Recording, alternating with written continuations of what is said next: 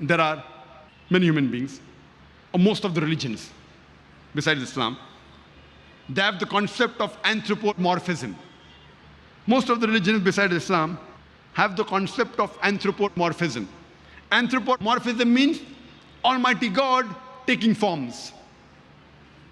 And most of the religions besides Islam, they believe Almighty God took human form once, while other religions believe He took many times.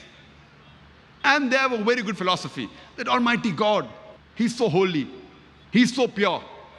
He does not know the shortcomings of the human beings. He does not know how does the human being feel when he's hurt. He does not know how does the human being feel when he's troubled. So therefore, Almighty God, being so holy and pure, He became a human being and came in this world to know what is good or what is bad for the human being so that He could lay down the rules for the human beings. On the face of it, it sounds like a very good logic. Almighty God, so holy, so pure, so pious. He does not know the shortcomings of the human being. How does the human being feel when he's hurt, when he's in trouble, when he's in pain? So He came on this earth, He became a human being to know what is good or what is bad for the human being. I tell these people that suppose I manufacture a DVD player. Do I have to become a DVD player to know what is good or what is bad for the DVD player? What do? I write an instruction manual that if you want to play the DVD, insert the DVD and press the play button. If you want to stop, press the stop button. If you want to skip, press the skip button.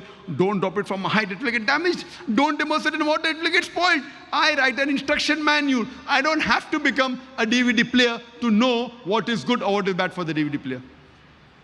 Similarly, Almighty God is the creator of the human beings. He does not have to become a human being to know what is good or what is bad for the human being. What does He do?